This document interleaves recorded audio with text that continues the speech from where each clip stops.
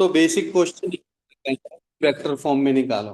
कई बार आ जाता है, इजी क्वेश्चन भी बहुत बार आ जाते हैं। ठीक है, तो देखो वेक्टर फॉर्म में कैसे निकालते हैं बच्चों। लेट सपोज एक चार्ज है यहाँ पे Q1, और दूसरा चार्ज है बच्चों क्या, Q2 है।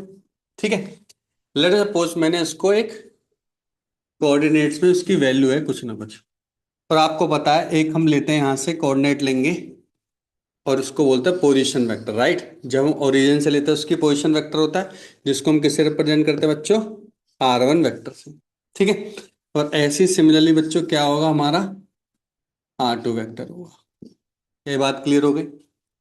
अगर दोनों के दोनों सिमिलर चार्ज हैं तो उनके ऊपर जो फोर्स लगेगा कैसा होगा, रिपल्सिव होगा। रिपल्सिव इन द सेंस कि अगर Q1 Q2 दोनों हैं सिमिलर चार्ज तो उनके ऊपर क्या होगा बच्चों, फोर्स रिपल्सिव होगा। यस और नो। और इक्वल इक्वल भी होगा, और सेम लाइन पे भी होगा। ये हमने पढ़ चुके हैं, सेम लाइन पे भी होगा। इसके लिए हम क्या बोलते थे, सेंट्रल फोर्स बोलते थे, और साथ में दूसरा नाम क्या बोलते थे, कंजर्वेटिव फोर्स बोलते थे। ठीक है, अब ध्यान से देखो, मुझे निकालना क्या है, क्वेश्चन क्या आता है, मुझे निकालना है force on Q2 due to Q1। ध्यान से सुनो, इसका मतलब क्या है, F21 का मतलब क्या है बच्चों, force on Q2 due to Q1। Q1 किस पे फोर्स लगा रहा है, Q2 पे लगा रहा है। अब Q1 Q2 पे अगर फोर्स लगा रहा है तो उसका फोर्स तो ऐसे ही जाएगा ना बच्चों, इसी डायरेक्शन में जाएगा। मानते हो कि नहीं मानते, यस और नो। क्या ये बात क्लियर हुई कि नहीं हुई, ध्यान से देखो भाई। जब मैं इस पे फोर्स लगा रहा हूं, ये फोर्स लगा रहा है इस पे, तो इसी डायरेक्शन में तो फोर्स जाएगा, यस और नो। अगर ये इसी डायरेक्शन में ही फोर्स जाएगा तो ये भी कुछ ना कुछ वेक्टर हो जाएगा, जिसको बोलेंगे 1 2। क्या बोलेंगे बच्चों, 1 2 वेक्टर। कोई डाउट होता है यहां तक, क्लियर हो गया। दोबारा देखो, Q2 पे फोर्स लगाया तो F21 क्या होगा, force on Q2 due to Q1। अगर F12 होगा तो force on Q1 due to Q2। ठीक है, यहां तक क्लियर हो गया। अब डायरेक्शन दिखाई दे रही है आपको। क्या आपने वेक्टर अलजेब्रा पढ़ा है, वेक्टर अलजेब्रा क्या कहता है कि डायरेक्शन के बेसिस पर हम इसको ऐड कर सकते हैं। अब डायरेक्शन अगर आप ध्यान से देखो, ये R1 है, ये R12 है, अपोजिट डायरेक्शन में आ रहा है R2। याद है वेक्टर फॉर्म को हम एक लूप में चला के चलते थे, तो इसको देखो कैसे लिखेंगे, हम इसको लिखेंगे R1 plus R12 equal to R2। Yes और नो, है ना। तो R12 क्या बन जाएगा बच्चों, R12 बन जाएगा R2 माइनस R। क्लियर हो गया यहां तक, ठीक है। तो मुझे बताओ F21 मुझे कैसे लिखना चाहिए, ध्यान से देखो। अब ये वेक्टर फॉर्म में लिख रहे हैं, वेक्टर फॉर्म में F21 होगा, पहले तो मैग्नीट्यूड को, कोई भी वेक्टर होता है उसका पहले क्या होता है, मैग्नीट्यूड। मैग्नीट्यूड क्या होता है, K Q1 Q2 upon R², या मुझे बोलना चाहिए R12 का स्क्वायर। ठीक है, और साथ में क्या होती है, डायरेक्शन। डायरेक्शन को किससे रिप्रेजेंट करते हैं, डायरेक्शन को किससे रिप्रेजेंट करते हैं, कैप से। किससे रिप्रेजेंट करते हैं, कैप से। तो मैंने लिख दिया कैप, ये रहा, बस। समझ में आ गया कि नहीं आ गया, ये तो थी डायरेक्शन, इसी डायरेक्शन कैप आ गई। और आपको पता है कैप को बोलते हैं यूनिट वेक्टर। और यूनिट वेक्टर कैसे डिफाइन करते हैं बच्चों, यूनिट वेक्टर डिफाइन करते हैं उस वेक्टर डिवाइड बाय उसका मैग्नीट्यूड। ये मैग्नीट्यूड ही तो है, रेडियस भी। तो ध्यान से देखो, क्या मैं इसको ऐसे लिख सकता हूं, के Q1 Q2 R12, ये वेक्टर है, कैप की जगह वेक्टर आ गया, नीचे क्या आ जाएगा बच्चों, R12 का क्यूब आ रहा है। और R12 है क्या, R2 - R1। क्या है, R2 - R1। क्या ये बात क्लियर हो गई, अच्छे से क्लियर हो गई। अब मुझे कोई बताएगा कि F12 कैसे लिखूंगा बच्चों, F12 लिखूंगा के Q1 Q2 divide by R21 का क्यूब, R21 का वेक्टर। क्लियर हो गया। देखो, इसको खुद से लिखो, कॉपी मत करो, पहले खुद से लिखो। खुद से लिखोगे तो दिमाग में चीजें चली जाएंगी। खुद से सोचो कि कैसे लिखा सर ने।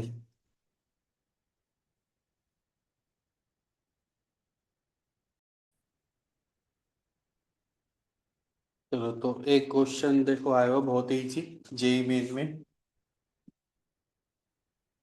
तो देखो, लिखो, there is a charge, there is a charge plus Q at origin, there is a charge plus Q at origin, minus Q charge present at a comma जी। ए मतलब इसको ले लो,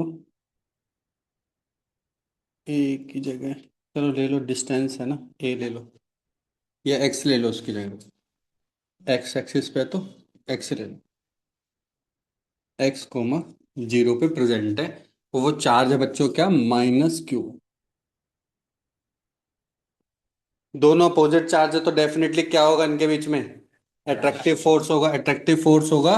तो ये इधर की जाने की कोशिश करेगा, राइट। ठीक है, लेकिन मैं इसको इधर इधर नहीं लेके जा रहा हूं, मैं क्या कर रहा हूँ, इसको सर्कुलरली मूव करवा रहा हूँ। क्या करवा रहा हूँ बच्चों, सर्कुलरली मूव करवा रहा हूँ इस तरीके से। ठीक है, तो मुझे जानना है कि इसकी वेलोसिटी कितनी होगी, फिर इसकी वेलोसिटी कितनी होगी। मैं एक्सेलेरेशन भी निकाल सकता हूँ, दोनों ही निकाल सकते हैं, कितनी एक्सेलेरेशन से मूव कर रहा है, कितने वेलोसिटी से मूव कर रहा है, ताकि ये अंदर ना जाए, ये क्या करता रहे, घूमता रहे बस। तो जब सर्कुलर मोशन आता है तो कौन सा फोर्स आ जाता है वहां पे, सेंट्रीपिटल फोर्स। सेंट्रीपिटल फोर्स का फॉर्मूला पता है, mv²/r। अब आपको पता होना चाहिए कि जनरल फॉर्मूला तो सेंट्रीपिटल फोर्स है, ठीक है, लेकिन अंदर एक्चुअली में कौन सा फोर्स लग रहा है इसके, कूलम्ब फोर्स लग रहा है। क्या मैं कूलम्ब फोर्स को सेंट्रीपिटल फोर्स के इक्वल कर सकता हूं, करते हैं ना, बहुत बार कर चुके हैं, क्या मैं कर सकता हूं, नहीं कर सकता हूं, सर कर सकते हैं। तो कूलम्ब फोर्स किसके बराबर हो जाएगा बच्चों, सेंट्रीपिटल फोर्स के बराबर हो जाएगा। कूलम्ब फोर्स का फॉर्मूला क्या होगा, के capital Q minus Q upon में, सॉरी, एक्स लिखा था ना मैंने, कितना लिखा है, एक्स, तो कितना हो जाएगा, x² equal to mv² upon में x। ठीक है, mv² अपॉन में r होता है तो r की जगह क्या आ जाएगा, x आ जाएगा। x की x कैंसिल हो गया, तो यहाँ पे क्या बचा बच्चा, माइनस के क्यू क्यू अपॉन में x equal to mv²। Magnitude में दोनों इक्वल हो जाएंगे तो v² की v की वैल्यू क्या हो जाएगी बच्चों, के क्यू क्यू अपॉन में mx।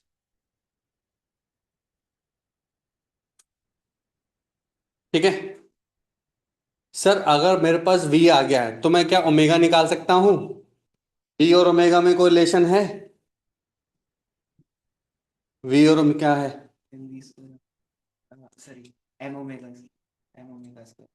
एम ओमेगा स्क्वायर आ रहा है और एक है mv² आ, तो v और ओमेगा में कोई रिलेशन है,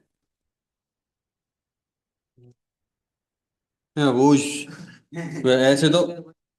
ऐसे तो नहीं आते एग्जाम में नंबर, तभी तो नहीं आते हैं, ये दिक्कत यही है। v इक्वल टू क्या होता है बच्चों, ओमेगा r होता है, लेकिन r डिस्टेंस नहीं x है, तो मुझे क्या लिखना चाहिए, v equal to omega x।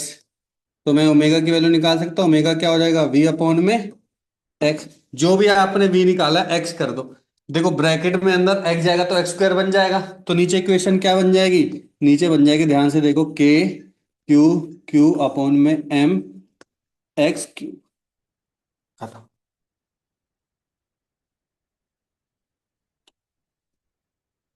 ठीक है, टाइम पीरियड भी निकाल सकता हूँ क्या मैं, टाइम पीरियड और ओमेगा के क्या रिलेशन है,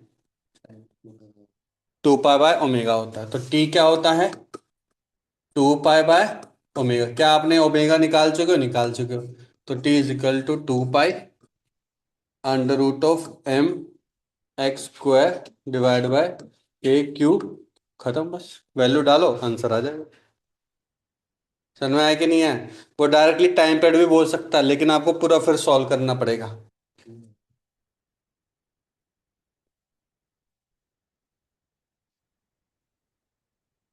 समझ में आ गया, इजी क्वेश्चन है। ऐसा याद करो, क्या हमने ऐसा क्वेश्चन स्प्रिंग के लिए कर रखा है 11th में, क्या हमने ऐसा ही क्वेश्चन कोई ऑब्जेक्ट अगर मूव कर रहा है स्ट्रिंग के, तो उसके लिए भी कर रखा है। सेम ऐसे चार्ज के लिए भी आ सेम ऐसा ही चार्ज के लिए भी आ गया है। कोई भी बॉडी, ये कहां से कर लेंगे? कब? चार्ज के लिए करवाया? मुझे क्या पता। तो तब भी ना बता पाया फॉर्मूला। फिजिकल टू ओमेगा है, फिर क्या फायदा हुआ बताने का। चलो तो लिखो क्वेश्चन। क्वेश्चन लिखो। If a body if a body produces if a body produces 10 raised to power 7 electron, if a body produces 10 raised to power 7 electron every second, every second, then how much charge, how much time will be required, how much time will be required to get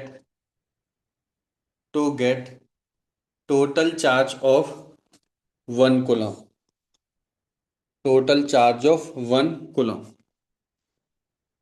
total charge of 1 coulomb। अब पहले ना देखो, छोटे छोटे चीजें हैं उसको ध्यान रखो। चार्ज का फॉर्मूला क्या होता है इलेक्ट्रॉन के साथ? क्यूजिकल टू एन। यही चीज सोच रही है बस। इलेक्ट्रॉन दे रखे, चार्ज दे रखा है, पर यहाँ पे पर सेकंड का दे रखा है। तो मैं पहले एक सेकंड के लिए क्यों ना निकाल लूं? बाद की बात है वो, तो बाद की बात है। पहले मैं कितने के लिए निकालूंगा बच्चों? एक सेकंड के लिए मैं चार्ज निकालूंगा, कितना चार्ज वो निकाल रहा है। तो एक सेकंड के लिए चार्ज का फॉर्मूला क्या हो जाएगा? क्यूजिकल टू एन। एन कितने हैं बच्चों? 10 to the power 7। इलेक्ट्रॉन का चार्ज कितना होता है? 1.6 10 to the power -19। तो कितना हो गया? 1.6 10 to the power -12। यस और नो? 19 -19 + 7 कितना हो गया? -12 हो गया। मतलब ये इतना चार्ज एक सेकंड में दे रहा है। और मुझे कितना चार्ज निकालना टोटल? 1 गुलाम। अब ध्यान से देखो, ये चार्ज ही तो है, गुलाम ही तो है। अगर मैं इसका उल्टा कर दूं तो मुझे टाइम नहीं मिल जाएगा? खुद देखो, एक सेकंड में, ध्यान सुनो, एक सेकंड में कितना चार्ज रिलीज कर रहा बॉडी से? कितना चार्ज रिलीज कर रहा है? तो 1 गुलाम कितना करेगा इतने सेकंड में? यस और नो? है ना? तो एक सेकंड, 1 गुलाम किसके बराबर होगा? 10 to the power 12 divide by 1.6। खत्म बस। समझ में आ गया अच्छे से? क्लियर है? इजी क्वेश्चन में नहीं कर पाते कई बार बच्चे। थोड़ा आराम से क्वेश्चन को पढ़ो, जो बेसिक मैथमेटिक्स है उसको लगाओ।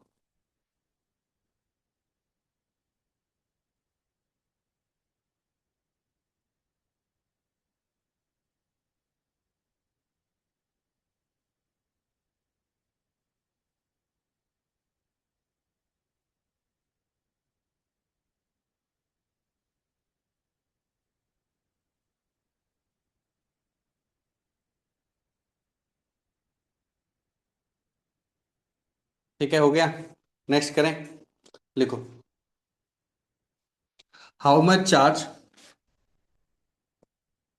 How much coulomb of positive charge, how much coulomb of positive charge present in present in 2 mole of H2 gas, 2 mole of H2 gas,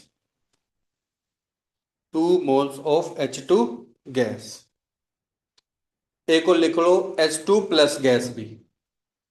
H2, H2 मतलब He ले लो इस बार, हीलियम, हीलियम प्लस प्लस,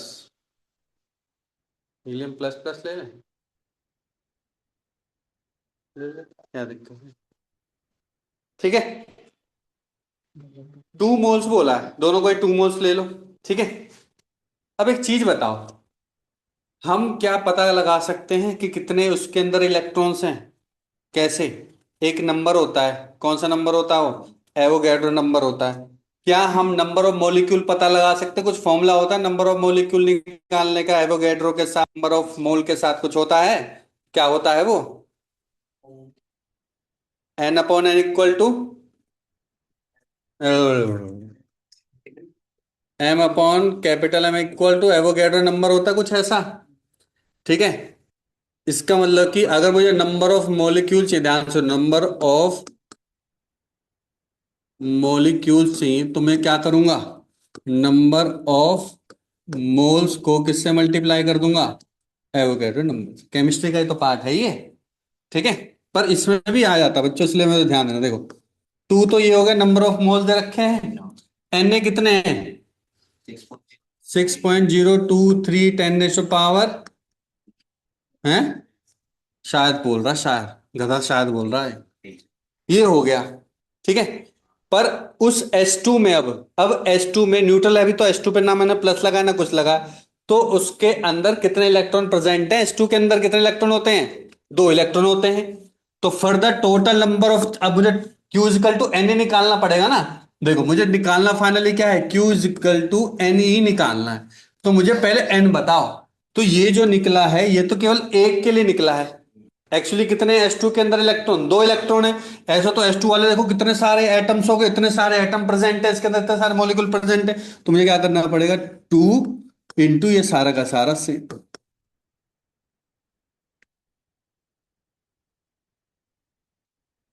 समझ में आया कि नहीं आया, क्लियर हो गया अच्छे से। ये क्या निकला है अभी मेरे पास, नंबर ऑफ इलेक्ट्रॉन्स निकले हैं, इसका मतलब ये एन निकला है अभी तक। समझ में आ गया। अब मुझे निकालना क्या है, क्यू इक्वल टू एन ही निकालना है। तो मुझे क्या करूं मैं, यही सेम नंबर को किससे मल्टीप्लाई कर दो, और चार्ज क्या होता है, बस ये आंसर आ जाएगा, जो भी आएगा आंसर खत्म बस। तो सबसे पहले हमने क्या किया बच्चों, ध्यान सुनो। मोल होंगे गिवन, तो मोल को सबसे पहले में कन्वर्ट करोगे मॉलिक्यूल्स। ठीक है। और उस मॉलिक्यूल से फिर पता करोगे सिंगल मॉलिक्यूल में कितने नंबर ऑफ इलेक्ट्रॉन्स, बस। H2 की जगह अगर H होता, हाँ भाई, H2 की जगह अगर H होता तो क्या लेते हम, ओनली टू इंटू, क्योंकि H की जगह फिर बनाया जाता। यस और नो, है ना। हाइड्रोजन में कितने इलेक्ट्रॉन होते हैं, ओनली एक होता है, तो फिर जो मैंने आगे वाला टू लिखा है उसकी जगह क्या आ जाता बच्चों, ओनली वन आ जाता, बस काम खत्म। समझ में आया कि नहीं आया। ठीक है। फॉर्मूले को, कॉन्सेप्ट को अच्छी तरह से समझ लो। ठीक है, क्लियर है।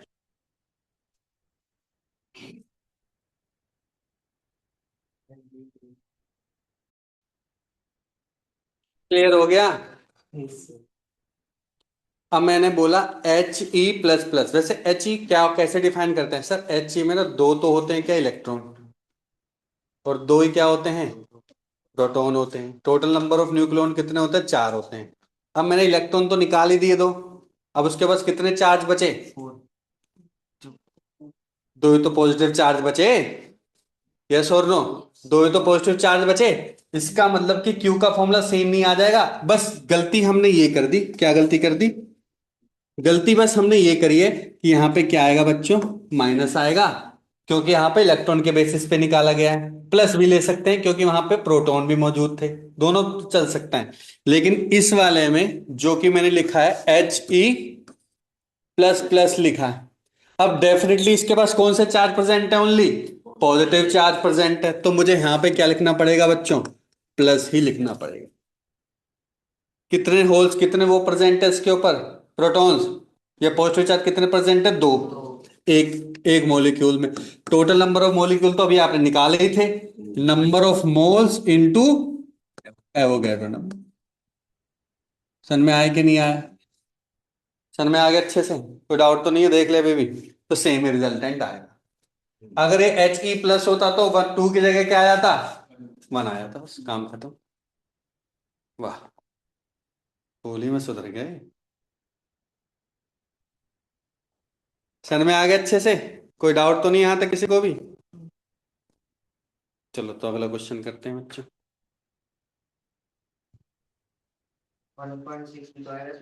हाँ सॉरी सॉरी, हाँ हाँ वो तो आएगा ही आएगा, हर चीज मैं ही बताऊंगा।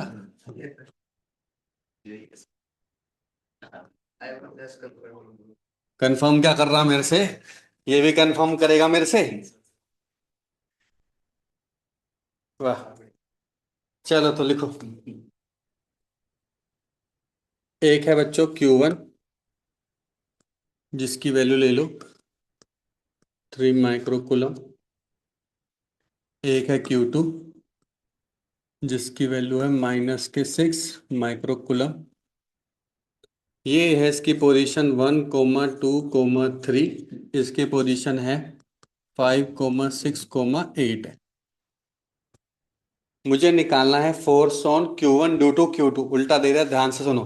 Force on 1 due to 2।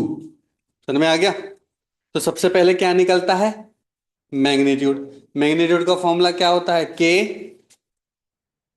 Q1 Q2 upon में R21। कैसे करेंगे, ध्यान से देखो। Q1 पे निकालना है, लगा कौन फोर्स रहा है? Q2 लगा रहा है। कौन लगा रहा है फोर्स? Q2। यस और नो? तो फिर हम क्या लेंगे? R21 लेंगे। समझ में आ गया? तो वही ले लिया। अब R12 का हम मैग्नीट्यूड लेते हैं ना, तो यहाँ पे आ जाएगा क्यूब और यहाँ पे आ जाएगा R21 का वेक्टर। क्लियर है? अब बस निकालना क्या? R21 ही तो निकालना है। मुझे बताओ R21 क्या होगा?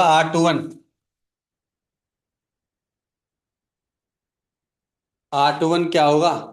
R1 - R2 होगा। देख लो, पहले मैंने क्या लिखवाया था? R12 लिखवाया था, तो कैसे लिखवाया था? R2 - R1 था। इस बार है R21, तो क्या होगा? R1 - R2। 1 - 2 कैसे निकालें? 1 - 5 कितना होता है? -4 I cap. 2 - 6 -4 J cap. 3 - 8 -5 K cap.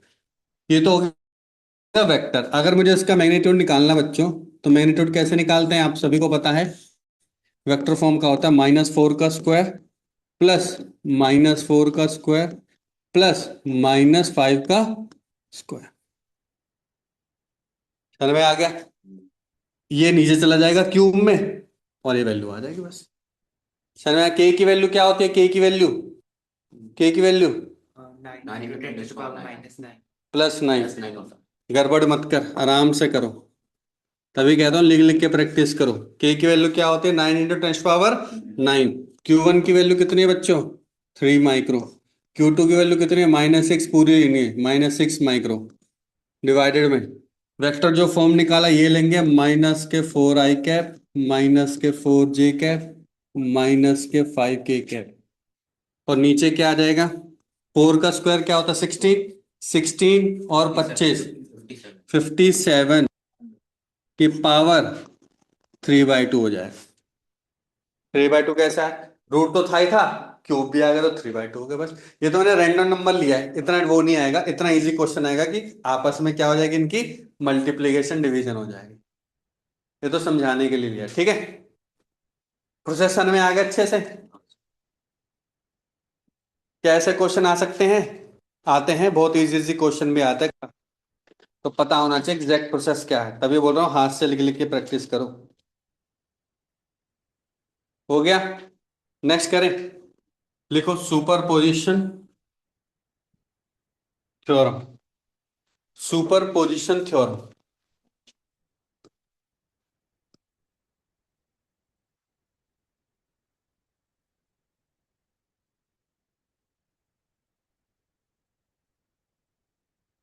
Superposition theorem क्या कहती है?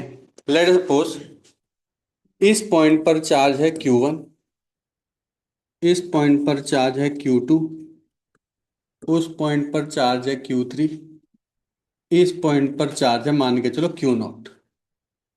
ठीक है? और मुझे Q0 पे क्या निकालना है? फोर्स निकालना है due to Q1 Q2 Q3। ये क्या निकालना है? फोर्स निकालना है। अभी के लिए मान के चलो कि सब सेम चार्ज के हैं। अगर सेम चार्ज है तो कैसा फोर्स होता है? रिपेलिंग। रिपेलिंग का कैसे करते हैं बच्चों? बाहर की तरफ। ये कैसा जाएगा? बाहर की तरफ। ये कैसा जाएगा? क्योंकि ये वेक्टर फॉर्म में है, तो वेक्टर फॉर्म में हम डायरेक्टली वेक्टर लगा के क्या कर सकते हैं? ऐड कर सकते हैं। तो ध्यान से सुनो, ये वाली जो डायरेक्शन का जो यूनिट वेक्टर होगा, सॉरी पोजीशन वेक्टर होगा, उसको मैंने मान लिया R1। ये क्या हो गया? R2। और ये क्या हो गया? R3 हो गया। तो total net force on Q2, ध्यान सुनो, टोटल, अभी लिखना नहीं है, नेट फोर्स ऑन Q0 क्या हो जाएगा बच्चों? F1 plus F2 plus F3। अब दिक्कत क्या है इसमें? बच्चे क्या करते हैं गड़बड़ी? बच्चे ये करते हैं, न्यूमेरिकल वैल्यू को डायरेक्ट ऐड कर सकते हैं। बच्चे वेक्टर फॉर्म है, वेक्टर फॉर्म का एडिशन आपने पढ़ा हुआ है 11th क्लास में, वेक्टर एडिशन लॉ पढ़ा है कि दो वेक्टर है अगर F1 और F2 हैं तो उनको कौन से फॉर्मूले से ऐड करते हैं? एडिशन फॉर्मूला क्या होता है? हाँ बता भाई, एडिशन फॉर्मूला क्या होता है अगर दो वेक्टर गिवन है तो F1 और F2? हाँ ठीक है। और फॉर्मूला क्या होता है अगर एंगल गिवन है तो दो वेक्टर के बीच में? समझ में आ गया? तो पहले कोई भी दो वेक्टर के बीच में निकाल लो, फिर उनका रिजल्टेंट तीसरे वाले से निकाल लो, काम खत्म। अगर तीन गिवन है, तीन से ज्यादा देगा ही नहीं वो, तीन से ज्यादा देगा ही नहीं। मैक्सिमम चार दे सकता है, चार भी बहुत मुश्किल से देगा, तीन ही देता है मैक्सिमम। तो ध्यान सुनो क्या किया हमने, अगर तीन वेक्टर गिवन है तो वेक्टर को हम डायरेक्टली ऐड तभी कर सकते हैं अगर हमें आई जे के फॉर्म में गिवन है। अगर हमें आई जे के फॉर्म में गिवन है, एंगल के फॉर्म में गिवन है, तो आपको पता फॉर्मूला क्या होता है? F1 square plus F2 square plus 2 F1 F2 cos theta का टोटल अंडर रूट होता है। वो दो वेक्टर की फॉर्म में निकल गया। ठीक है, ऐसे तीसरे वाले का जो रिजल्टेंट होगा उससे कर देंगे। अभी हम क्वेश्चन करेंगे तो और ज्यादा आइडिया हो जाएगा। ठीक है, तो लिख लो सुपरपोजिशन थ्योरम, ये बोर्ड में भी आती है इसलिए लिखवा रहा हूं डेफिनेशन, सुपरपोजिशन थ्योरम। तो लिखो, it states that, it states that when a number of charges are interacting, when the number of charges are interacting, the total force on a given charge, the total force on a given charge is the vector sum of forces, is the vector sum of forces exerting on it due to other charges. The vector sum of forces exerting on it due to all other charges. On it due to all other charges. और इसमें एक और खास बात है कि जैसे कोई भी दो चार्ज है Q1 और Q0 है, अगर मैं कोई और Q2 चार्ज भी ले आऊं तो Q1 और Q0 के बीच में जो फोर्स होगा वो Q1 के वजह से चेंज नहीं होगा, Q2 की वजह से चेंज नहीं होगा। तो ये भी लिख लो, एक लास्ट लाइन है, the force between any two charges, the force between any two charges will not be affected by, will not be affected by the presence of other charges, the presence of other charges। Sir में आगे वाली line सभी को? yes, तो मान के चलो कि जो भी Q1 और Q0 के बीच में फोर्स है, तो अगर Q2 कहीं पे भी रहो उससे कोई मतलब, जो भी इनके बीच में फोर्स होगा ना F1, वो चेंज नहीं होगा, वो चेंज नहीं होगा, वो चेंज रहेगा, ये चाहे प्रेजेंट है चाहे नहीं है, फोर्स इन दोनों के बीच में क्या रहेगा? F1 ही रहेगा, ये कहना चाह रहा है। समझ में आ गया? ऐसे अगर Q2 और Q0 के बीच में F2 फोर्स है तो Q3 का भी और Q1 का भी कोई रोल नहीं है इसमें, या उसके से कोई भी फोर्स में चेंजेस नहीं आएंगे, सेम फोर्सेस ही रहेंगे। ये सेम काम हम किस में कर चुके हैं? ग्रेविटेशन में काम कर चुके हैं कि अगर दो मास के बीच में कोई भी ग्रेविटेशन फोर्स है, जैसे कि मेरा और अर्थ के बीच में है, और तुम आ गई गलती से, तो तुम्हारे से कुछ फर्क नहीं पड़ेगा, तुम मरो चाहे ना मरो, हमें क्या मतलब। मेरा और धरती के बीच में जो भी इंटरेक्शन है वो सेम रहेगा, वो क्या रहेगा? सेम रहेगा, तुम आओ चाहे ना आओ। बहुत होली खेली है तुमने, हैं? लगे नदी नाली में सब में डुबो डुबो के तुम्हें, हैं? होली खेलने गई थी क्या तुम उस दिन, परसों? कहीं तो गई थी, कहाँ? आंख बंद करके लेके गए थे? पट्टी बांध के लेके गए थे क्या आंख पे? कहाँ पे? मैं तो जगह पूछ रहा हूँ। चलो तो बच्चे क्वेश्चन करें। हम्म। आप क्या करेगा बना के? बोल बोल क्या कह रहा है? तो इधर ध्यान दो इधर।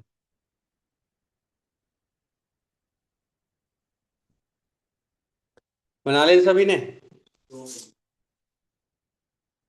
तो जैसे कि इस साल क्वेश्चन आया था कि तीन चार्जेस प्रेजेंट हैं इक्विलेटरल ट्रायंगल के वर्टेक्स पे। तो किसी एक वर्टेक्स पे क्या निकालना है? हमें फोर्स निकालना है। वो बोल देगा ए पॉइंट पर फोर्स निकाल दो बस। ए पॉइंट पर क्या निकाल दो बच्चों? फोर्स निकाल। ठीक है। तो करें क्वेश्चन। चलो लिखो। Three equal charges, same question हम किस में कर चुके हैं? ग्रेविटी में। तब हमने क्या यूज किया था? थ्री इक्वल मासेस यूज किया था। तब क्या यूज किया था? Three equal masses. तो अभी जो आपका चल रहा है सेम सेम किस में हम पढ़ चुके हैं? Same same gravity. तो आपकी ग्रेविटेशन की भी प्रैक्टिस धीरे धीरे इससे वजह से होती रहेगी। ठीक है। क्वेश्चन लिखो। Three equal charges plus Q present at the vertex of equilateral triangle having length L, having length L.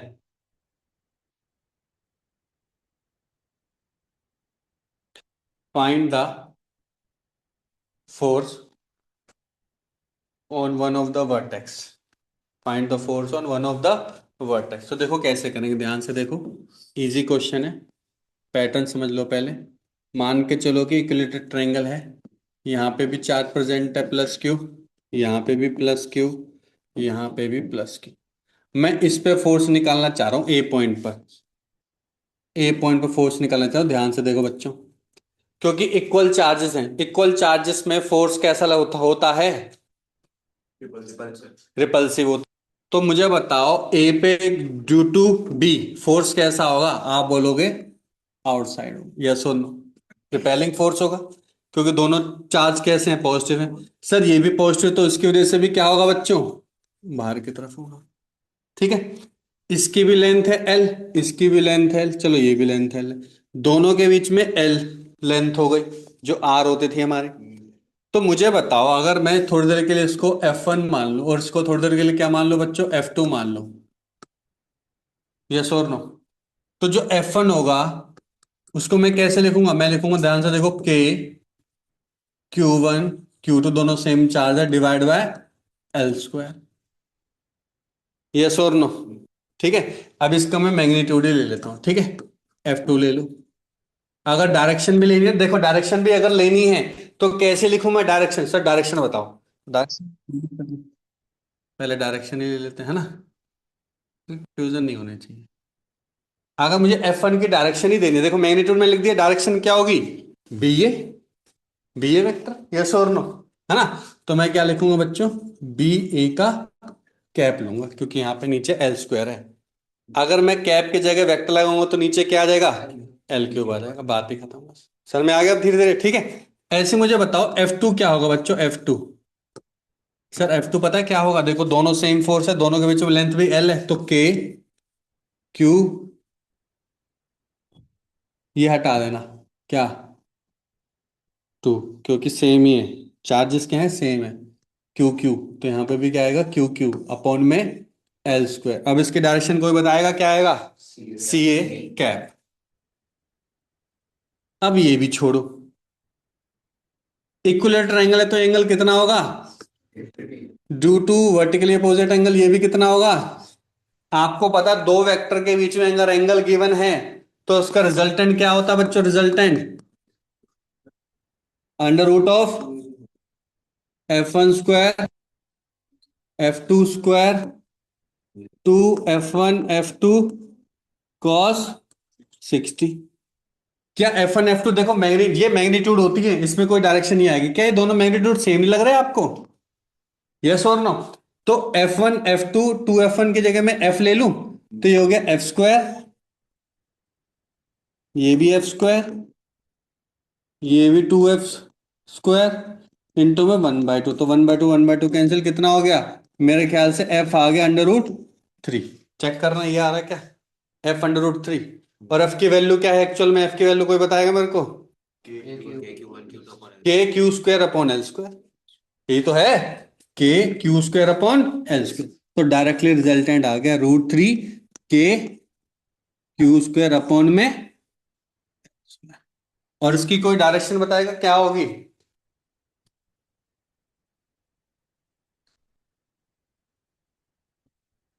Resultant vector कहाँ पे होता है? हमेशा दो वेक्टर के बीच में होता है, क्योंकि दोनों इक्वल वेक्टर है तो बिल्कुल बीच में होगा। और बीच वाला कौन सी एक्सिस है? ये वाई एक्सिस।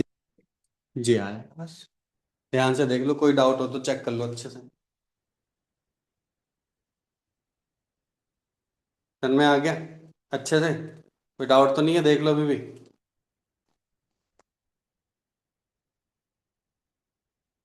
ठीक है। अब क्या करो, खुद से ट्राई करो। और जहां पे ए पे मैंने प्लस क्यू लिया है ना, वहां पे क्या ले लो? माइनस क्यू ले लो। और करो सॉल्व। करो। नाउ लिखो, क्वेश्चन लिखो। नाउ,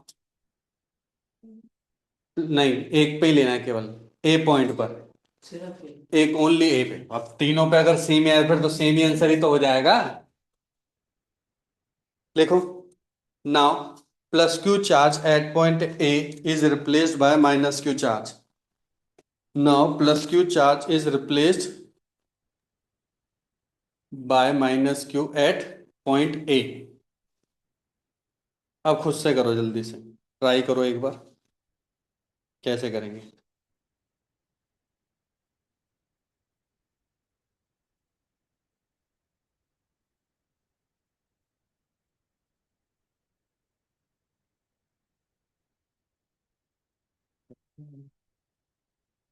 निकाल तो ले पहले।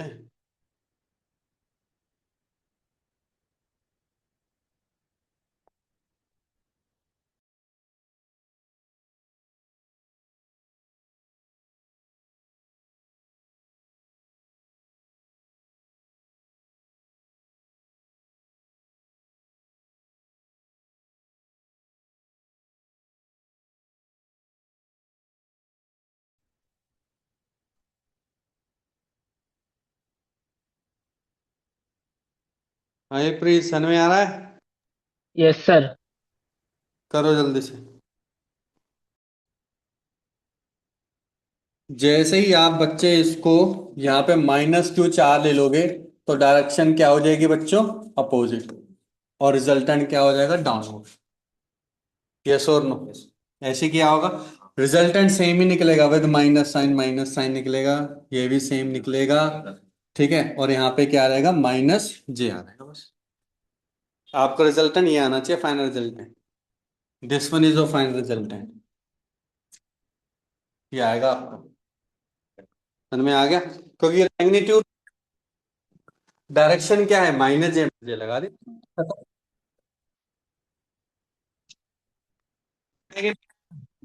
देख लो, क्लियर है? देखो, ऊपर माइनस का नीचे माइनस से कंपेयर मत करो। देखो ऊपर वाला तो मैग्नीट्यूड में ही चला गया, तो रिजल्टेंट फिर यही आ गया मैग्नीट्यूड में। डायरेक्शन देखो माइनस जे है, तो मैंने माइनस जे अलग से लगाया। ये मैग्नीट्यूड होता है स्टार्टिंग वाला पार्ट, लास्ट वाला। क्लियर है? गड़बड़ी तो नहीं करोगे? तभी तो समझना, दोनों नेगेटिव थे। मैं यहाँ पे जब मल्टीप्लाई करूंगा तो ये नेगेटिव वाला स्क्वायर हो जाएगा, ये नेगेटिव वाला स्क्वायर हो जाएगा, माइनस माइनस फिर प्लस बन जाएगा। रिजल्टेंट सेम आता रहेगा, ये रिजल्टेंट फिर सेम आएगा। डायरेक्शन क्या दे रहा? माइनस जे, इसलिए से माइनस जे ले लिया मैंने। पहले वाले में क्या था? प्लस था, प्लस था, प्लस प्लस करके प्लस आ गया था, लेकिन जे कहां पे आ रहा था? ऊपर की तरफ आ रहा, तो मैंने प्लस जे लिया था पहले वाला में। पहले आपको मैग्नीट्यूड निकालना है, उसके बाद क्या निकालना है? डायरेक्शन निकालने। बस सिंपल दो ही तो काम करने हैं। पहले क्या निकालेंगे, उसके बाद बस काम खत्म। एक और क्वेश्चन करते हैं।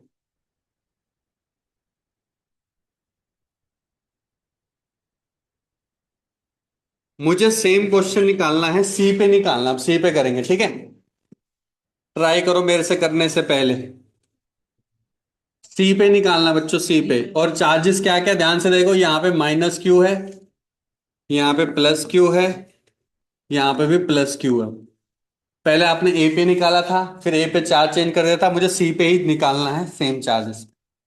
अब मुझे बताओ, Q और Q, ये है B पॉइंट, ये है ए C पॉइंट, और ये क्या है बच्चे, A पॉइंट। आराम से देखेंगे, देखो, due to B charges, B कैसा होगा, रिपेलिंग होगा, अट्रैक्टिव होगा? रिपेलिंग की डायरेक्शन अपोजिट, तो मतलब बाहर चला गया। कोई डाउट यहां तक? ठीक है। ड्यू टू A कैसा होगा, अट्रैक्टिव। अट्रैक्टिव की डायरेक्शन कैसी होगी बच्चों, टूवर्ड द चार्जेस। अब मान के चलो ये कितना फोर्स हो गया F1, ये कितना फोर्स हो गया F2, दोनों के बीच में एंगल कितना होगा बताओ। बस यही तो सीखना है। खत्म हो गया, फिर जब तुमने खुद ही बता दिया 120, तो कितना आसान होगा, रिजल्टेंट इसके बीच में होगा। बस खत्म करो। नहीं कर सकते हैं? मना कर क्यों कर रहा? F1 की वैल्यू क्या होगी, F1 की वैल्यू, F1 की वैल्यू बताओ। F1 की वैल्यू होगी के क्यू स्क्वायर, क्योंकि दोनों क्यू सेम है, और एल स्क्वायर मैग्नीट्यूड में। डायरेक्शन आपको पता है BC कैप, ठीक है। F2 की क्या होगी बच्चों, F2 की के क्यू स्क्वायर अपॉन में एल स्क्वायर। अब दोनों का क्या लेना है, मैग्नीट्यूड लेना है। मैग्नीट्यूड क्या होगा, F1 स्क्वायर F2 स्क्वायर। तो देखो क्या होगा, ध्यान से देखो इधर, F1 square F2 square +2 F1 F2 cos 120। Yes और नो? बस वैल्यू डालो, आंसर आ जाएगा। आराम से करो, कोई घबराने वाली बात थोड़ी ना है। कर लोगे?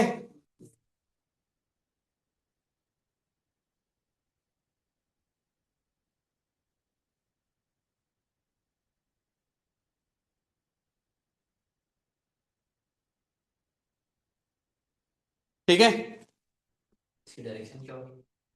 अब डायरेक्शन के ऊपर आते हैं। देखो, आप बताओ इसकी डायरेक्शन, क्योंकि दोनों का मैग्नीट्यूड सेम है। दोनों का मैग्नीट्यूड क्या है बच्चों, सेम है। अगर दोनों का मैग्नीट्यूड, तो वेक्टर कहां से निकल के जाएगा, बिल्कुल मिडल से ही निकल के जाएगा। मिडल से निकल के जाएगा तो एंगल कितना हो जाएगा, 60। तो आपको क्या लिखना पड़ेगा यहाँ पे, कॉस 60 लिखना पड़ेगा, क्योंकि ये है ना एंगल, किसकी डायरेक्शन में लेना चाहते हो। या तो सिंपल अलग से भी ऐसे लिख सकते हो, एंगल लिख लेना। तो यहाँ पे लिख लो 60, एंगल कितना होता है, पाई बाय 3, पाई बाय 3, खत्म बस। सर ऐसे नहीं लिख सकते, मैं बताता हूँ कैसे। हाँ, पाई बाय 3 लिखा। अब इसको अगर एग्जैक्ट आई और जे के फॉर्म में लिखना है, तो आपको पता, मैंने पढ़ रखा है मैथमेटिक्स में कि सर इस एंगल को मैं, देखो ये वाला तो मैग्नीट्यूड जो आएगा आएगा, इसको तो बॉक्स में डाल दो, बंद कर दो। अब आपको पता है कोई भी एंगल थीटा को हम कैसे लिखते हैं, कॉस थीटा प्लस आई टाइम्स साइन थीटा, याद है? तो ध्यान से देखो, देखो अगर एंगल थीटा गिवन है ना, तो उसको कैसे फॉर्म में लिखते हैं, देखो, कॉस थीटा आई कैप साइन थीटा जे कैप, ठीक है। अब पाई बाय 3 गिवन है, तो मैं यहां पे क्या लिखूंगा, cos pi by 3 I cap sine pi by 3 J cap. Sir कैसे, मुझे नहीं समझ में आया, खुद देखो, अच्छा ध्यान से देखो। आपको पता है कि अगर ये वेक्टर गिवन है, तो इसके दो कंपोनेंट निकलेंगे, एक इस डायरेक्शन में और एक। अब आप बताओ, जो एंगल के साथ वाला होता, क्या वो कॉस वाला नहीं होता, कॉस थीटा? तो वही तो लिखा है कॉस थीटा। और जो परपेंडिकुलर वो क्या होता है, साइन थीटा, तो सेम ही तो लिखा है। समझ में आ गया कि नहीं आ गया? ये मैं ये सीखा नहीं है क्या, ये वाला, कि कोई भी थीटा एंगल को हम साइन आई प्लस साइन जे फॉर्म में तोड़ सकते हैं, वेक्टर फॉर्म में, ठीक है। तो इंपॉर्टेंट फॉर्मूला होता है, याद रखो। बस एंगल निकाल लो, समझ में आ गया? लिख लो उसको भी, ऐसे लिखो, साथ में मल्टीप्लाई करके लिखो एंगल पाई बाय 3, क्योंकि एंगल क्या निकाला, पाई बाय 3। और उस पाई बाय 3 को हम क्या लिख सकते हैं, cos pi by 3 I cap plus sine pi by 3 J cap. तो मैग्नीट्यूड हो गया आगे वाला, ये क्या हो गया बच्चों, डायरेक्शन हो गई, ठीक है। और मुझे एग्जैक्ट वैल्यू निकालनी, तो क्या करना पड़ेगा, उस मैग्नीट्यूड को पहले कॉस पाई बाय 3 से मल्टीप्लाई करके आई कैप, उस मैग्नीट्यूड को साइन पाई बाय 3 से मल्टीप्लाई करके जे कैप, बस। जैसे कि मान के चलो, इसकी वैल्यू आ गई √3f आ गई, गलती से क्या आएगी, एफ एफ रूट 3, √3f अगर आ रही है मान के चलो, तो क्या आएगा रिजल्टेंट, पता क्या आएगा? cos π/3 कितना होता है? 1/2। और वो कितना होता है? √3/2। तो देखो, √3f 1/2 i कैप √3/2। ठीक है, खत्म बस।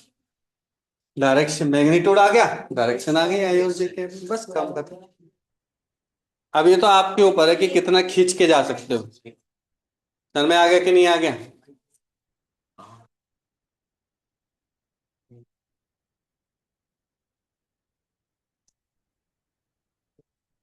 देखो क्या होता है कि अगर मैं आपको ऐसा बोलूं कि एक ऐसा वेक्टर है, रिजल्टेंट तो भूल जाओ, ये एक ऐसा वेक्टर है जिसकी वैल्यू है मान के चलो FR, और ये थीटा दे रखा है, तो ये मैग्नीट्यूड हो गया बच्चे, एंगल हो गया। तो हम इसको हम कैसे लिख सकते हैं? देखो, magnitude FR with angle theta, ये मैग्नीट्यूड हो गया, ये एंगल हो गया। अब मैग्नीट्यूड तो एज इट इज ही रहेगा, उसमें तो कोई चेंजेस नहीं आएगा। एंगल को हम कैसे लिख सकते हैं? जब भी एंगल कुछ भी गिवन हो, कॉस थीटा आई कैप साइन थीटा जी कैप। अब इसको दूसरा तरीके से देखो, आपको पता अगर वेक्टर एफ आर गिवन तो इसके दो कंपोनेंट होंगे, एक होगा आई डायरेक्शन में, एक होगा जे डायरेक्शन में, यस और नो? तो हम क्या लिखते थे, याद करो, हम लिखते थे FR कॉस थीटा, यहां पे क्या लिखते थे? FR, तो वही तो है देखो, FR कॉस थीटा आई कैप, FR साइन थीटा जी कैप, यस और नो? वही सेम चीज है, किसी भी तरीके से कर लो।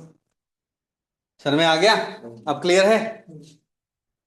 नेक्स्ट करें, लिखो तो।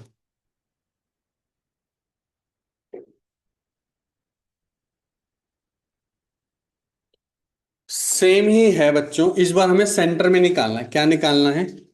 सेंटर में निकालना है, बिल्कुल। और इक्विलेटरल ट्रायंगल है, प्लस क्यू है, प्लस क्यू है, प्लस क्यू है, और सेंटर पे निकालना है।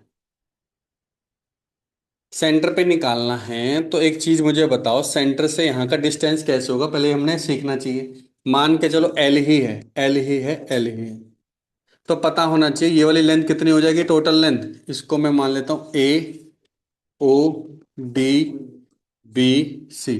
तो अगर आपको याद होगा, AD हो जाएगा L का स्क्वायर माइनस L/2 का होल स्क्वायर, क्योंकि ये लेंथ कितनी है? L/2। ये वो हो गया मेरा परपेंडिकुलर।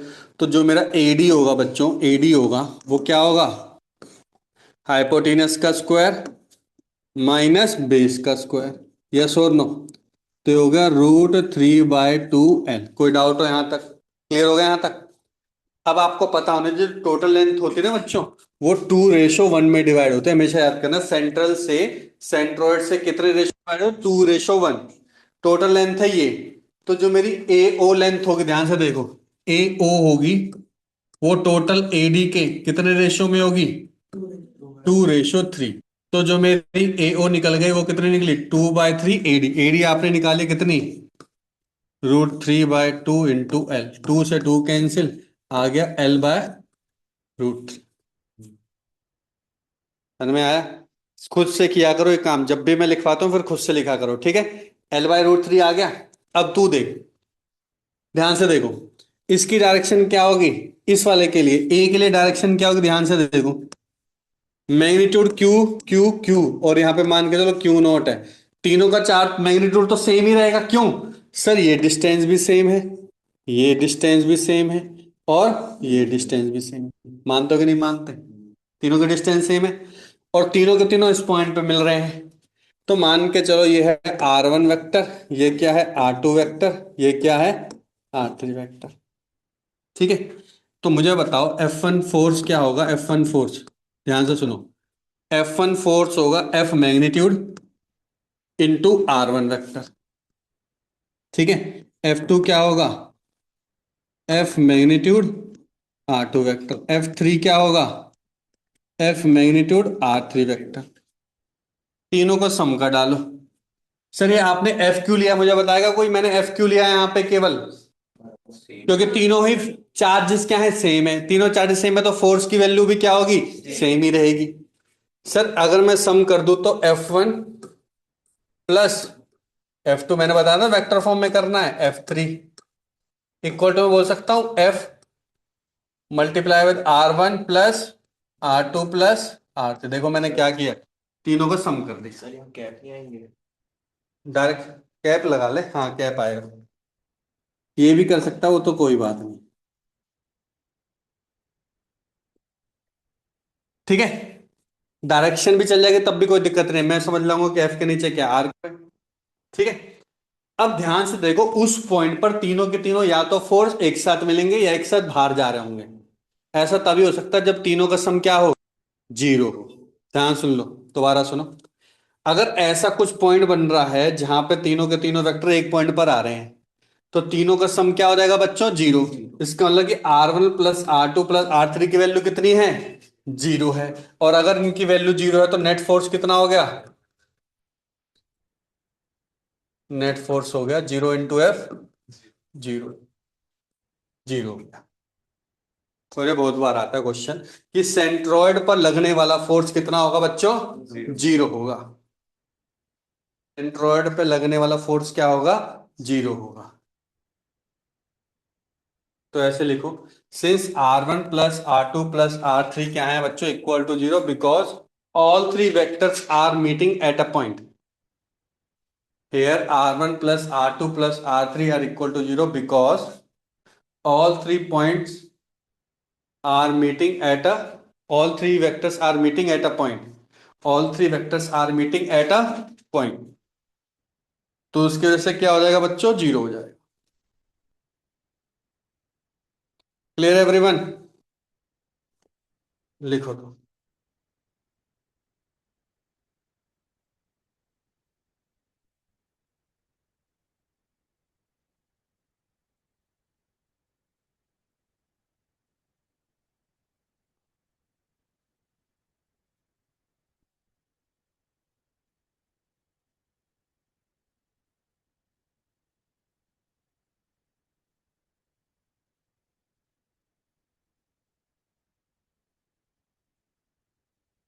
ठीक है,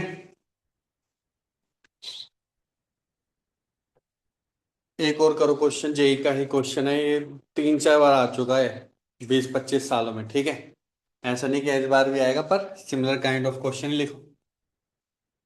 an infinite number of charges, an infinite number of charges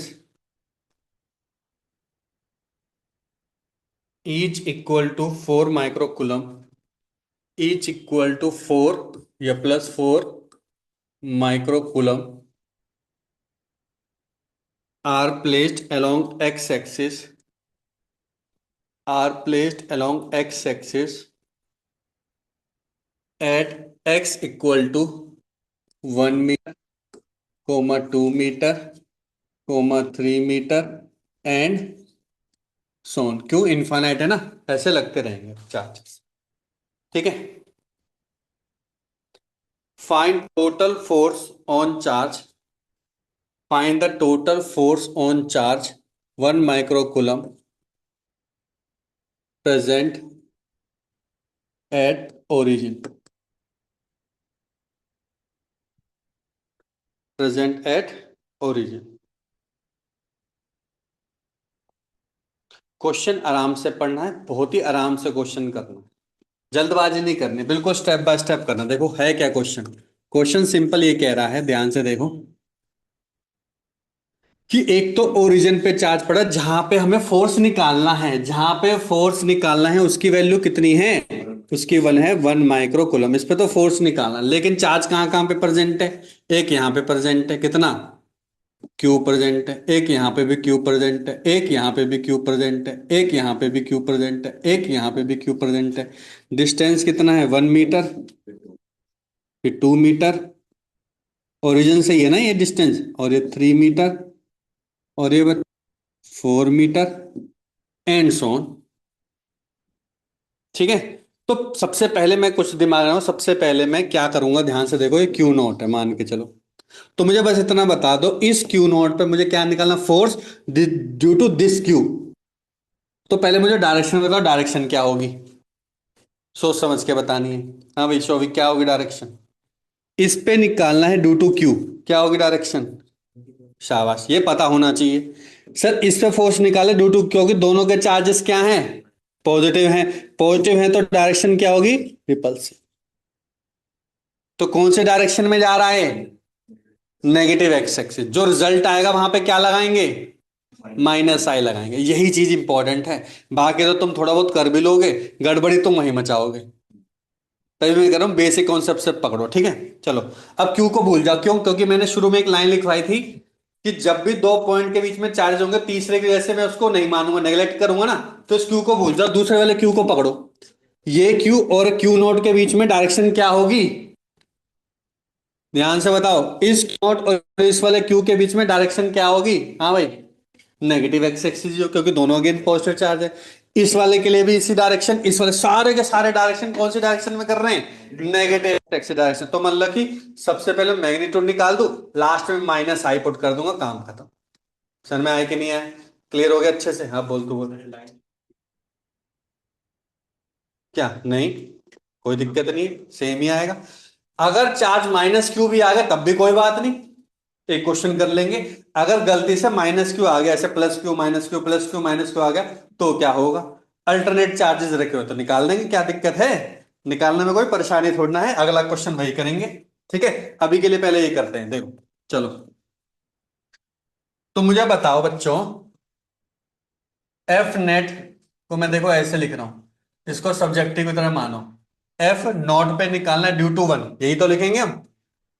दूसरा क्या लिखो, एफ नॉट पे निकालना है ड्यू टू टू। अगला क्या लिखो, एंड सोन।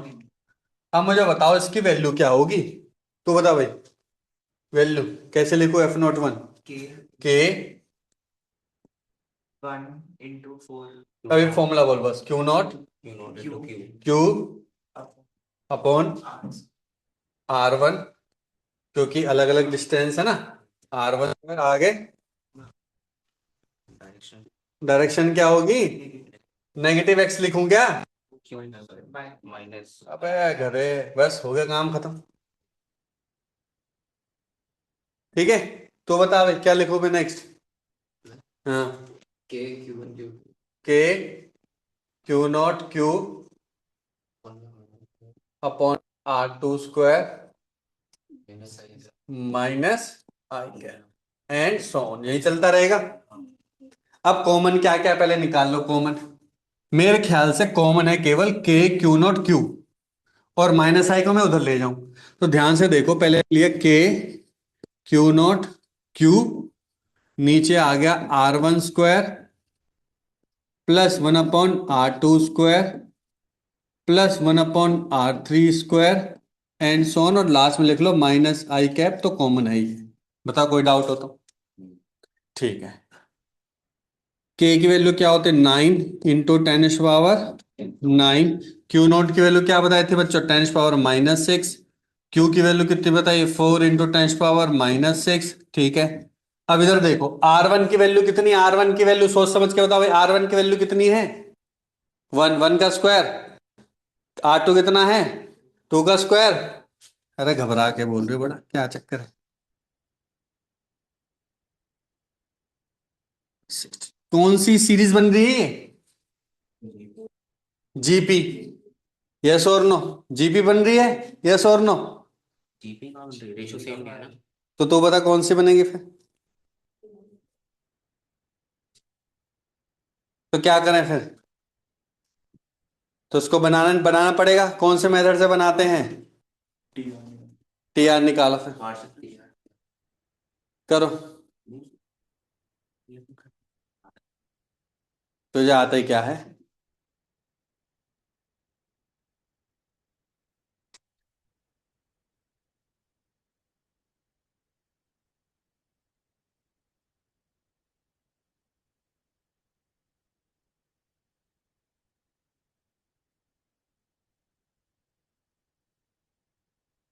क्वेश्चन वैसे लगता है, क्वेश्चन में था 1 मीटर 2 मीटर 4 मीटर, मैंने क्वेश्चन चेंज कर लिया है। वो वो बन जाएगी क्या, जीपी, ठीक है। फिर भी चलो सोल्व कर लो ये वाला, वो तो जीपी बन ही जाएगी। और जीपी का आंसर क्या होता है, इनफिनिट जीपी का फॉर्मूला क्या होता है, इनफिनिट जीपी का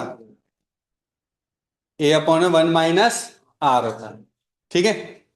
ए अपॉन वन माइनस आर होता है।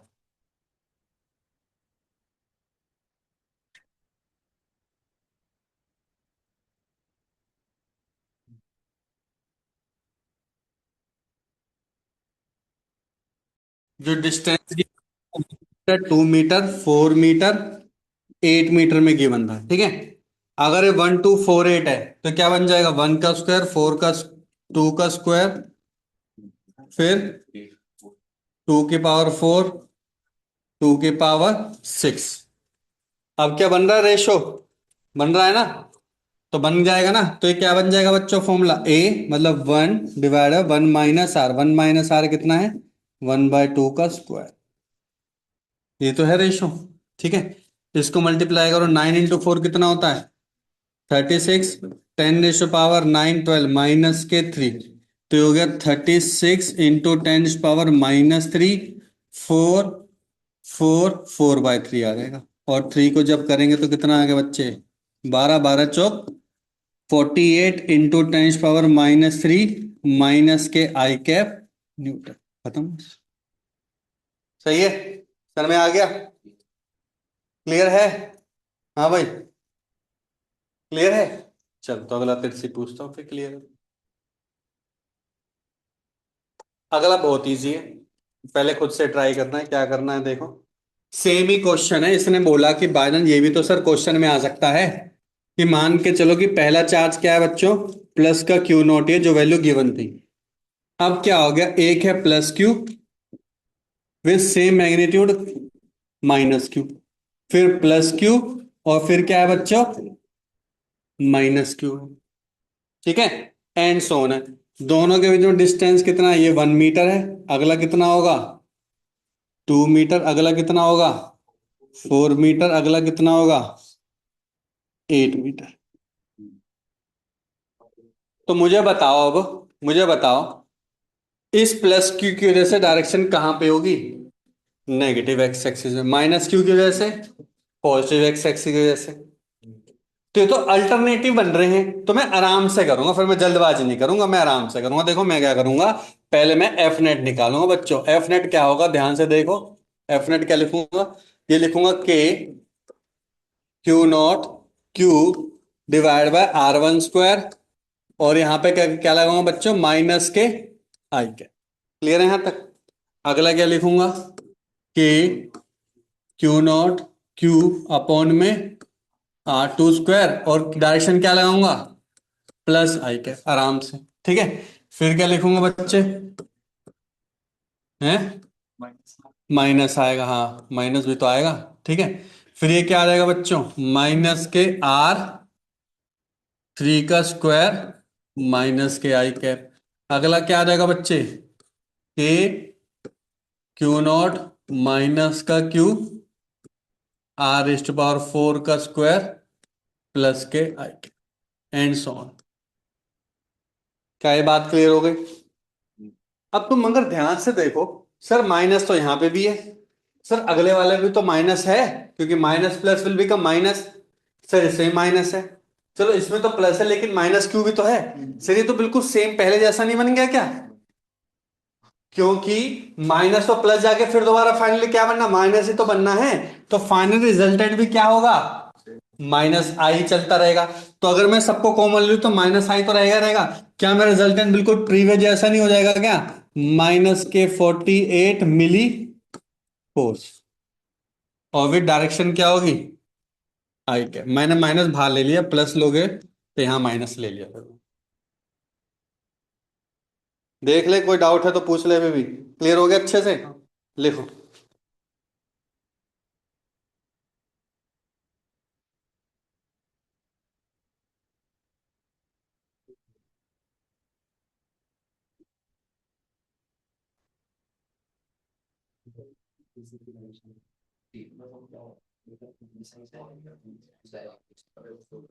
एक बार आया उसकी डायरेक्शन की वजह से, एक बार आया उसके चार्ज की वजह से, है ना।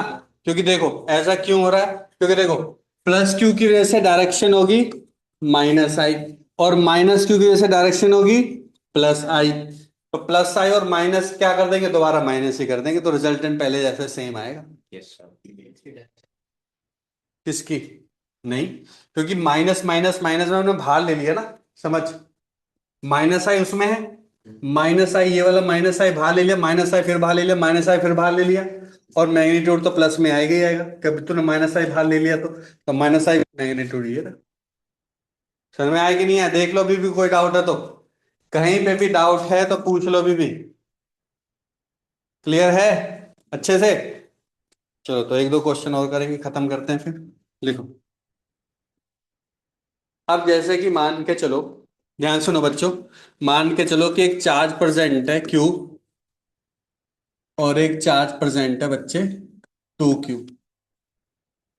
और दोनों के बीच में डिस्टेंस कितना है? मान के चलो R डिस्टेंस पर है। ध्यान से सुनना है, क्वेश्चन ये है कि दो चार्ज प्रेजेंट है Q और एक कितना प्रेजेंट है बच्चों? +2Q।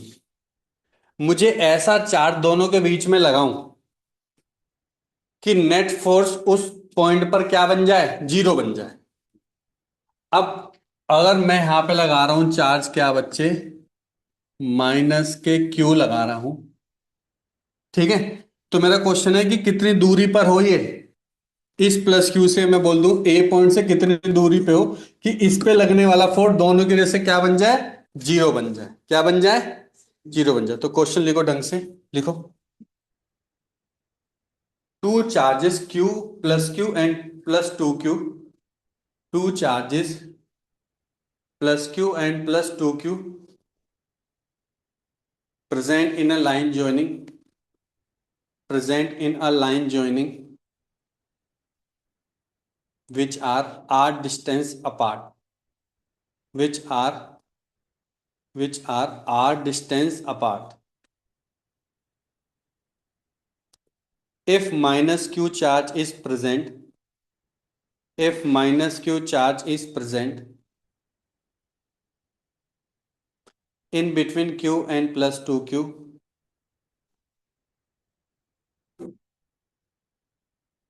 what is the position, what is the position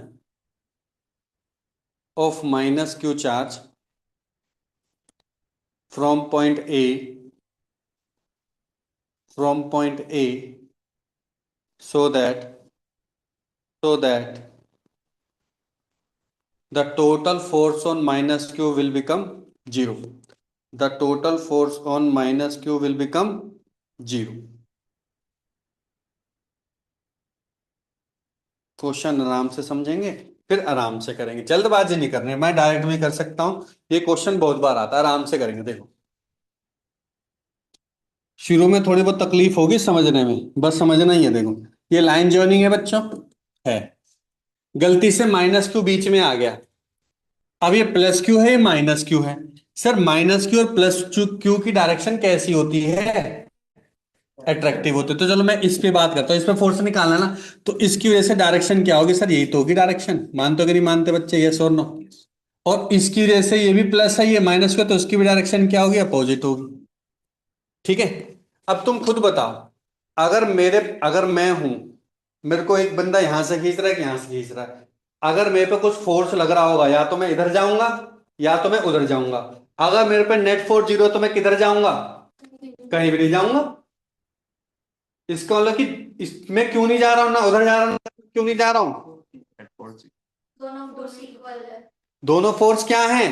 ये भी 10 न्यूटन लगा रहा है, ये भी 10 न्यूटन लगा रहा है। इसका मतलब कि लग तो अपोजिट डायरेक्शन में रहा है। देखो, ये मुझे इस डायरेक्शन में खींच रहा है, ये मुझे इस डायरेक्शन में खींच रहा है। लग तो लेकिन मैग्नीट्यूड वाइज क्या है? सेम है। मैग्नीट्यूड वाइज है, अपोजिट डायरेक्शन में। मैग्नीट्यूड वाइज क्या है? सेम है। इसका मतलब कि अगर मैं इसको थोड़ी देर के लिए F1 मान लो, इसको थोड़ी देर के लिए F मान लो, तो मैं बोल सकता हूं कि F1 इक्वल टू क्या होगा? F2 magnitude wise. यस और नो? क्या अच्छे से बात समझ में आ गई? अब मुझे F1 की वैल्यू बता दो बच्चों। F1 फोर्स क्या होता है कोई भी दो चार्ज के बीच में? सर फोर्स होता है K +Q -Q अपॉन में इसका डिस्टेंस ले लो बच्चे x, तो ये बन गया x²। ये क्या हो जाएगा? K 2Q -Q divide by R-X। खत्म बच्चों। तो एक बार आराम से देखो, आराम से करोगे ना, आराम ही करना है बस। आपको क्या करना है? आराम आराम से करो बस। देखो, K Q Q K Q Q minus minus cut गया, यहाँ पे बचा 1/x²। यहाँ पे कितना बचा? 2/में आर माइनस एक्स का स्क्वायर। तो क्या बचा बच्चों, आर माइनस एक्स का स्क्वायर इक्वल टू में 2x²। अगर आप खोलोगे तो लंबा पड़ेगा, दिमाग क्या लगाना है, स्क्वायर रूट ले लो। स्क्वायर रूट ले लोगे तो कितना बचेगा बच्चों, are minus x root 2x। कोई डाउट यहां तक? इस x को उधर ले जाओ तो क्या बन गया बच्चों, रूट 2 + 1 x। मुझे किसकी वैल्यू निकालनी थी, देखो a से निकाल दो, मुझे x की वैल्यू निकालनी है।